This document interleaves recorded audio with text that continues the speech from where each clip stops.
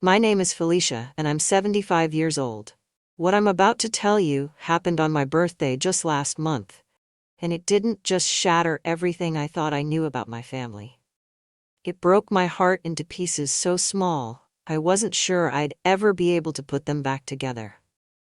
But before I explain how my own daughter-in-law orchestrated a campaign so cruel it would make you question humanity itself, hit the subscribe button and tell me in the comments what country you're watching from, so I can personally greet you.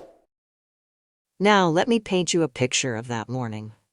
I was sitting in my small apartment, the same cramped space I've called home for 15 years, staring at the birthday cake I'd bought for myself, a little grocery store creation with "Happy Birthday" written in pink frosting that was already starting to smudge. Birthdays had become these hollow rituals, where I'd pretend someone might call, might remember, might care enough to reach out to the woman who had once been the center of someone's world. I'd gotten dressed in my best outfit, a blouse I'd had for 8 years and slacks that had seen better decades, and put on lipstick like I was expecting company, knowing full well I'd be washing it off before bed, unused and unnecessary. When I heard that knock at my door, my heart actually leaped with a hope so desperate it physically hurt. For one foolish moment, I thought maybe, just maybe, my son had remembered. Maybe the distance between us wasn't as vast as it seemed. Maybe I still mattered to the little boy I'd raised with every ounce of love in my body. Surprisingly, I opened the door, and there stood my son, Leon. For a split second, seeing his face was like looking at sunshine after months of darkness. This was my baby, my everything, the reason I'd fought through every impossible day for 30 years. But something was wrong with this picture. He was wearing a suit that probably cost more than I spent on groceries in 6 months. His shoes were polished to a mirror shine, and his expression was distant, cold. Like he was looking at a stranger instead of the woman who used to kiss his scraped knees and read him bedtime stories. Behind him stood his wife Chelsea, and I swear something in my soul recoiled at the sight of her. She was dressed in designer clothes that screamed wealth and privilege. Her makeup was flawless, her smile was perfectly practiced. But her eyes, God, her eyes held something I'd seen before in the faces of people who looked at me like I was nothing, like I was disposable, like I was less than human because I didn't have money or status or the right pedigree. Leon stepped into my living room, and I could see he was carrying some kind of emotional weight that made my heart ache. He hugged me so tight and looked at me with teary eyes of love, showing he missed me. It's been 2 years since we last saw each other, and I never got to know why he suddenly stayed away from me. At that moment, his jaw was set in that particular way it used to be when he was 7 years old and trying not to cry about something that had hurt him deeply. I knew that expression because I'd spent countless nights coaxing problems out of him, holding him while he sobbed about playground bullies or failed tests, or the fear that he might lose me too, just like he'd lost his father. But this wasn't about scraped knees or homework. This was something much bigger, much more devastating, and the way he was looking at me, like he was studying a puzzle he couldn't solve, made my chest tighten with a fear I couldn't name. Then he asked me the question that would split my world in half. The question that would expose a betrayal so deep, so calculated, that it would make me question everything I thought I knew about love, family, and the lengths people will go to destroy both. "Mom, I just wanted to check. Did you like the house? The $5 million one on Maple Ridge?" Time didn't just stop, it shattered. I felt my heart literally forget how to beat as I stared at my son. This man I'd carried in my body, nursed at my breast, raised with every sacrifice I could make. The words that came out of my mouth felt like they were being ripped from somewhere deep in my soul. "What house, Leon? I never received any house." The moment those words left my lips, I watched my daughter-in-law's face transform in a way that chilled me to the bone. All the color drained from her perfectly made-up features, her designer composure cracked like expensive china hitting concrete, and she actually stumbled backward, as if my words had physically struck her. In her eyes, I saw something that made my blood run cold. Pure, unadulterated terror. The look of someone whose carefully constructed world of lies was about to come crashing down around them in the most spectacular way possible. Leon's confusion morphed into something darker, more dangerous, as he looked from me to his wife and back again. I could see his brilliant mind, the same mind that had built a technology empire, starting to work, starting to process, starting to connect dots that had been deliberately scattered. "What do you mean you never received it? I bought it for you 2 years ago." My hands started shaking so violently, I had to clasp them together to keep them still. But even then, I could feel my whole body trembling with a combination of shock, confusion, and a dawning horror that was starting to creep up my spine like ice water. 2 years ago? My son, my precious boy who I'd sacrificed everything for, had bought me a house 2 years ago? A $5 million house? I looked around my tiny apartment with fresh eyes, at the wallpaper that was peeling in the corners because I couldn't afford to fix it, at the old couch that sagged in the middle because the springs had given out years ago, at the kitchen table where I'd fallen asleep over his homework so many nights, exhausted from working 3 jobs just to keep us afloat. The contrast between this cramped space and a $5 million house was so stark, so impossible, that I felt like I was living in some kind of cruel dream. If you're enjoying this story and want to hear how this family drama unfolds, please hit that subscribe button, because what happens next will shock you to your core.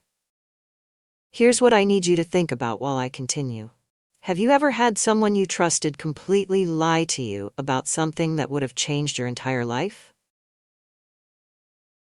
Because what I was about to discover would prove that the woman my son married had been systematically destroying my relationship with him for years, and this missing house was just the beginning. To understand the soul-crushing devastation of this moment, you need to understand what Leon and I had survived together.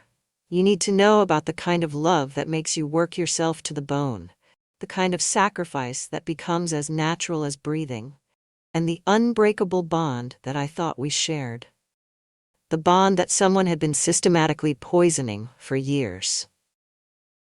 30 years ago, when I was 45 years old, my world didn't just change. It exploded into a million pieces that I spent the next decade trying to put back together. It was a Tuesday morning in October, crisp and beautiful, the kind of day that makes you believe everything will be okay. I was in our kitchen making Leon's lunch for school, humming softly to myself when the phone rang. The voice on the other end was calm, professional, and utterly devastating. "Mrs. Thompson, I'm calling about your husband Robert. There's been an accident at the construction site. I'm so sorry to have to tell you this, but he didn't make it." I remember hanging up the phone and staring at the peanut butter and sandwich I'd been making, my hands still holding the knife, bread still soft and innocent under my trembling fingers. The normalcy of it, the simple act of making lunch, seemed obscene in the face of what I'd just learned. Robert was supposed to come home that evening. We were supposed to watch Leon's football game on Friday. We were supposed to grow old together, watch our grandchildren play in the backyard we'd dreamed of having. But instead, I was suddenly a 45-year-old widow with a 15-year-old son, and absolutely no idea how I was going to survive, let alone give Leon the future he deserved.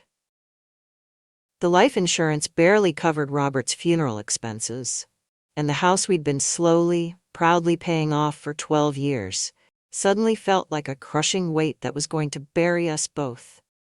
That night, sitting in the funeral home making arrangements I never thought I'd have to make, surrounded by flowers that smelled too sweet and the hushed voices of well-meaning people, I listened to my son cry softly in the chair next to me. Leon was trying so hard to be brave, to be the man of the house, but he was still just a boy who'd lost his father and was terrified of losing everything else too. That's when I made a promise to myself, to Robert's memory, and to the broken-hearted boy sitting beside me. Leon would go to college. He would have every opportunity I never had. He would never know the crushing weight of poverty, the humiliation of not being able to provide for your family, the fear that keeps you awake at night, wondering how you're going to pay the bills. I would make sure of it, no matter what it cost me, and God, the cost would be everything. So I did what any mother would do when faced with the impossible. I found a way to make it possible. I worked. Not just one job, not just 2 jobs, but 3 jobs that consumed every hour of my life, pushing my body and my spirit to limits I didn't know existed. I became a woman I barely recognized, exhausted, determined, running on coffee and sheer willpower. I cleaned the hospital floors from midnight to 6 in the morning, surrounded by the smell of disinfectant and the sound of machines keeping people alive. Those were the loneliest hours, when the hallways echoed with my footsteps and I'd think about Robert, about how he'd never imagined his wife would be scrubbing floors in the place where people came to heal. But every swipe of that mop was for Leon. Every aching step was bringing him closer to college. I'd come home just long enough to shower off the smell of bleach and industrial soap, change into clean clothes, and get Leon ready for school. Making his breakfast, checking his homework, pretending I wasn't dead on my feet. This was the most important part of my day.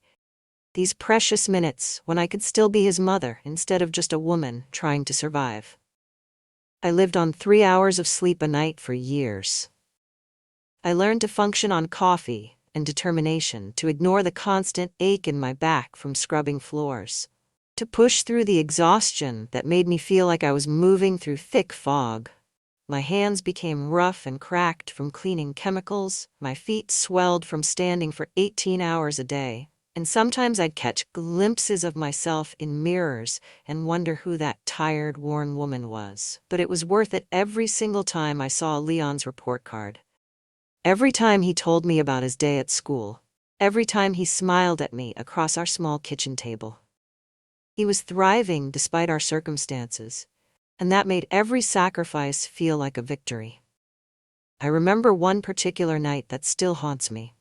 Leon was 16, working on calculus homework that might as well have been written in hieroglyphics for all I understood of it. I had been up for nearly 20 hours straight, and my body was screaming for rest. I was trying to help him while folding the laundry I'd brought home from the laundromat and preparing his lunch for the next day.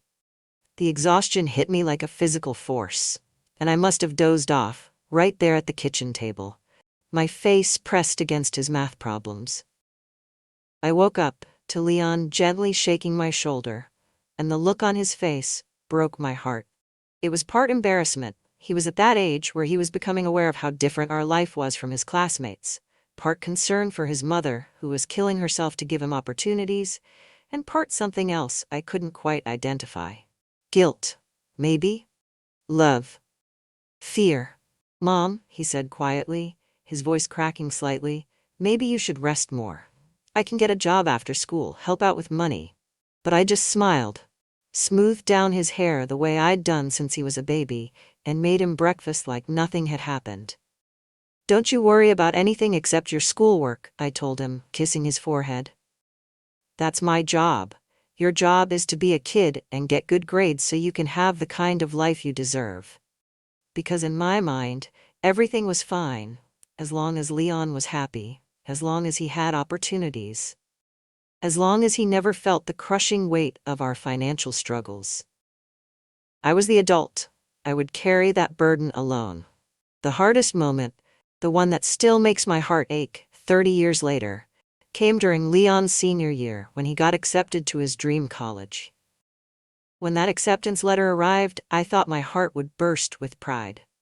My baby, my precious boy, had earned his way into one of the best universities in the state. All those nights of helping with homework, all those sacrifices, all those years of believing in him when the world seemed determined to keep us down, it had all led to this moment. But then I opened the financial aid package, and reality hit me like a physical blow to the chest. The tuition was more than I made in 6 months of working 3 jobs. Even with the partial scholarship Leon had earned through his hard work and brilliant mind, the gap was insurmountable. We were talking about tens of thousands of dollars that might as well have been millions, for all my ability to come up with that kind of money. I sat at our kitchen table, staring at those numbers until they blurred through my tears. And for the first time since Robert died, I broke down completely. Not the quiet, controlled tears I'd allowed myself at his funeral, but deep, body-shaking sobs that came from somewhere so deep inside me I didn't know it existed.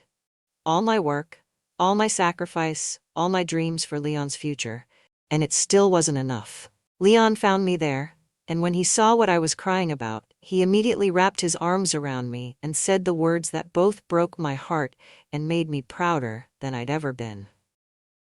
"Mom, it's okay. I'll go to community college instead.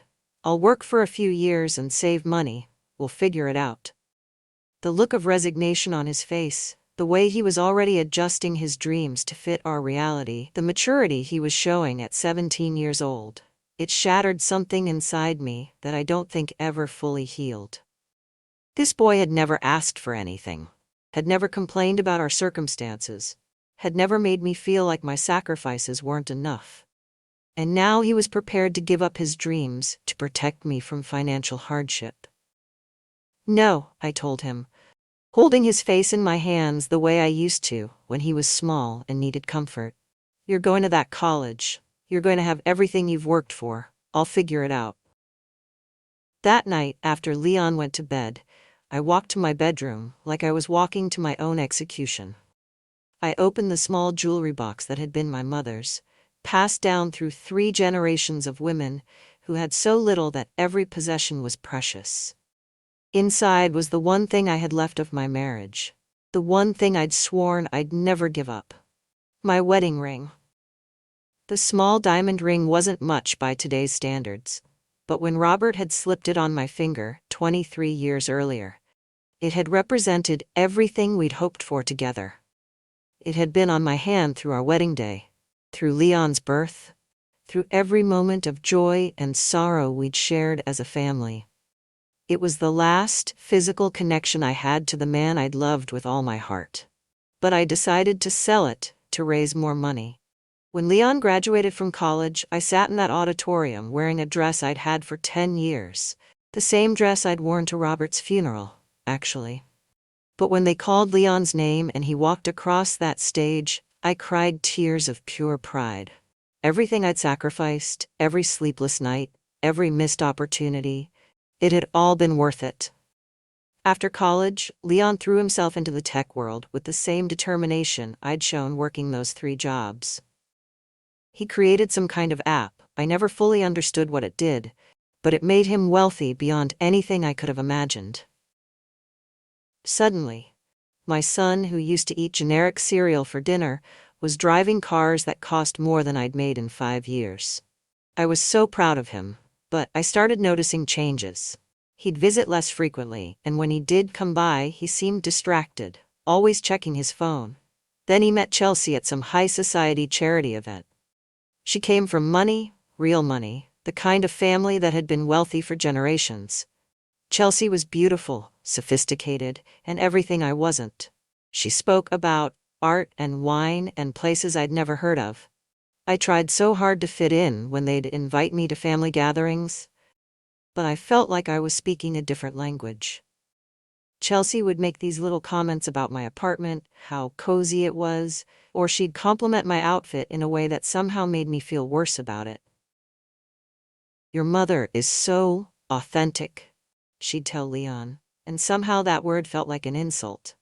The visits became shorter. Leon would call less often. When I'd try to reach him, Chelsea would answer and say he was busy, but she'd be sure to pass along the message. Except those messages never seemed to get through. When I'd ask Leon later if he got my message about my doctor's appointment or about the leak in my ceiling, he'd look confused and say he never heard about it. Chelsea had this way of making me feel like I was being too needy, too demanding. She'd tell Leon things like, "Your mother doesn't want to seem dependent," or "She's so proud, she'd never accept help even if she needed it." None of this was true, but somehow Leon started believing it. I began to feel like I was losing my son, not to success, but to someone who seemed determined to erase me from his life. I'd catch Chelsea watching me at family dinners with this calculating look in her eyes, and when Leon would look her way, she'd instantly transform into the perfect, loving daughter-in-law. The worst part was watching Leon start to believe that I was the problem, that I was stubborn, that I was pushing him away, that I didn't want his help. The truth was, I was desperate to stay connected to the son I'd sacrificed everything for, but somehow I was being painted as the villain in my own story. Now let me tell you what I discovered that day, and why Chelsea's face went white as a sheet when Leon asked about that house. 2 years ago, without me knowing anything about it, Leon had made a decision that would have changed my entire life. He was going through a major business merger at the time, working 18-hour days, but he never forgot about his mother. Leon had actually called Chelsea one evening, so excited he could barely contain himself. "I can't wait to see Mom's face when she sees the house," he told her. She deserves this more than anyone. After everything she sacrificed for me, I want to give her something beautiful." Leon had found this gorgeous house on Maple Ridge, a $5 million property with a garden and enough space for me to finally have the art studio I'd always dreamed of, but never had the money or space for. He was so busy with the merger that he asked Chelsea to handle all the paperwork. "Of course, honey," she told him. "I'll take care of everything." But Chelsea didn't take care of everything the way Leon intended. Instead of putting the house in my name, she forged documents and put the property in her sister Amanda's name. Then she did something so calculated, so cruel, that I still can't believe someone could be this manipulative. She told Leon that I had refused the house. She created an entire fake scenario about how ungrateful I was, how I told her the house was too big, too fancy, and that I was offended by his gesture. She convinced my son that his mother, the woman who had sold her wedding ring to pay for his education, was too proud and stubborn to accept his gift. Leon was devastated. He couldn't understand why his mother would reject something he'd chosen with so much love. So he started pulling away even more, hurt and confused by what he thought was my rejection of his success and generosity. Meanwhile, I was sitting in my small apartment, wondering why my son seemed angry with me all the time. I'd wait by the phone for calls that never came. I'd send him texts that went unanswered. On my 73rd birthday, Leon didn't visit. He sent me a generic card, the kind you pick up at the grocery store checkout line. The message inside was so impersonal it felt like it was written by a stranger. My 74th birthday was the same. A card, no visit, no phone call. I started wondering if I'd failed as a mother. If everything I'd sacrificed meant nothing. Had I raised a son who could simply discard the woman who gave up everything for him? If you're as shocked by this betrayal as I was, please subscribe, because what happens next will make you question everything you think you know about the people closest to you. Back in my apartment on my 75th birthday, as the truth began to dawn on Leon, I watched my son transform before my eyes. His business success had made him sharp, analytical, and right now he was putting those skills to work on his own wife. "Chelsea, you said Mom refused the house. You showed me the papers." Chelsea started stammering, her usual composure cracking.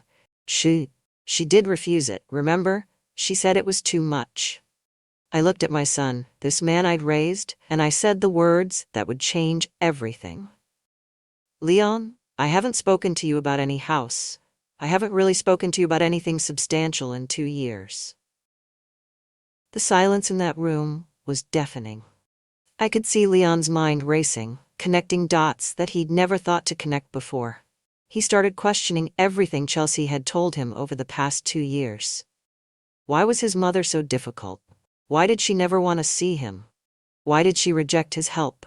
I walked over to my small desk and pulled out my phone records. Yes, I keep everything, a habit from my days of managing 3 jobs and a teenager's schedule. I showed Leon page after page of missed calls, texts that went unanswered, voicemails that were never returned. I called you 47 times in the past 6 months, I told him. 47 times, Leon, and I got to speak to you exactly 3 times, and each conversation lasted less than 5 minutes. I watched as Chelsea's carefully constructed lies began unraveling. Leon demanded to see the house documents, and when Chelsea reluctantly produced them, something didn't add up. The property wasn't in my name at all. It was registered to someone named Amanda Richardson. Chelsea, Leon said, his voice deadly calm, Amanda Richardson is your sister. The question I need you to think about is this. Have you ever discovered that someone you trusted was systematically destroying your most important relationships? Because what Leon was about to uncover would prove that this house was just the tip of the iceberg.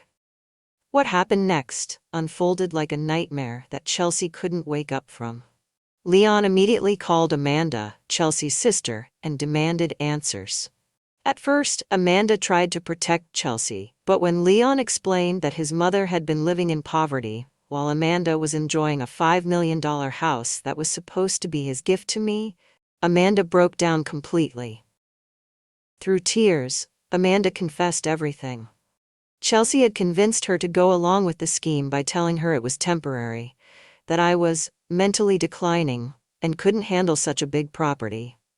Chelsea had promised Amanda that eventually they'd find me a more suitable living arrangement, and Amanda could keep the house.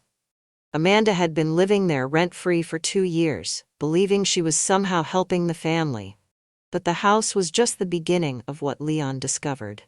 Chelsea had been systematically intercepting every form of communication between Leon and me. She had access to his phone, his email, his mail. Every time I tried to reach my son, Chelsea made sure those attempts disappeared into thin air. Then Leon found something that made his blood run cold. Last year I'd had a medical scare, chest pains that landed me in the emergency room. I tried desperately to reach Leon, calling his office, his cell phone, even his assistant. Chelsea had taken every single one of those calls and told everyone that the family was handling it internally and didn't need any disruptions to Leon's work schedule. Leon never knew his mother had been alone in a hospital room, wondering if she was going to die without seeing her son one more time. All those family events I supposedly chose not to attend? Chelsea had never invited me. Birthday parties, holiday dinners, Leon's business celebrations, I'd been systematically excluded from every single gathering, while Leon was told that I was being difficult and antisocial. Leon demanded to see Chelsea's phone, and what he found there was a calculated campaign of destruction. Text messages between Chelsea and Amanda planning the house scheme. Shopping receipts showing that Chelsea had spent nearly $50,000 on luxury items right around the time the house was purchased. My house, bought with my son's love for his mother. But the most chilling discovery was Chelsea's long-term plan. Leon found notes on Chelsea's computer outlining a strategy to have me declared mentally unfit. She'd been documenting every time I seemed confused or forgetful, which, of course, I was, because I couldn't understand why my son had turned against me. Her plan was to eventually gain control of any inheritance Leon might leave me, painting herself as my caring caretaker, while systematically destroying my life. When Leon confronted Chelsea with all the evidence, she finally dropped her mask completely. No more fake sweetness, no more manipulation. She screamed at him that I was nothing but a burden, that I was embarrassing to their social circle, that he was better off without his pathetic mother dragging him down. That's when my son broke down completely. This successful, powerful businessman crumbled as he realized he'd been manipulated into abandoning the woman who'd sacrificed everything for him. He fell to his knees in my small apartment and sobbed like the little boy I used to comfort when he had nightmares. I forgave Leon immediately. How could I not? He was as much a victim of Chelsea's manipulation as I was. But I looked Chelsea straight in the eye and told her something I'd never said to anyone in my 75 years. You will never, ever be welcome in my life again. Within 24 hours, Leon had filed for divorce and kicked Chelsea out of their home. He started legal proceedings against both Chelsea and Amanda for fraud, theft, and elder abuse. But more importantly to me, I got my son back. Leon insisted that I move into the house that was rightfully mine, but honestly, the house was just a bonus. What mattered was having my son back in my life. He started visiting every Sunday, just like when he was young. We'd cook together, laugh together, and slowly rebuild the relationship that Chelsea had tried so hard to destroy. 6 months later, I'm sitting in my beautiful kitchen in my dream house, watching Leon help me prepare Sunday dinner. The afternoon light streams through windows I never thought I'd be able to afford, and my son is telling me about his week, asking my advice about his business decisions, treating me like the mother he'd always loved, but had been convinced was his enemy. You know, Leon, I told him as we worked side by side, I would have been happy with just having you back. He stopped chopping vegetables and looked at me with tears in his eyes. I know, Mom. But you deserve both. You always deserved everything. Chelsea lost everything in the divorce and is facing serious legal consequences for her fraud. Amanda moved out of my house and is cooperating with authorities.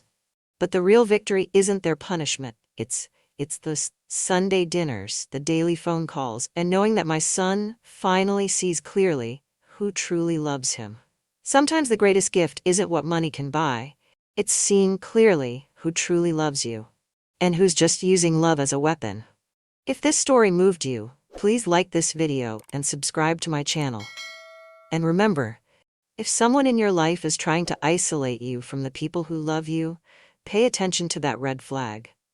Love doesn't require you to cut ties with family. Love doesn't demand you choose sides. Real love brings people together. It doesn't tear them apart. Thank you for listening to my story.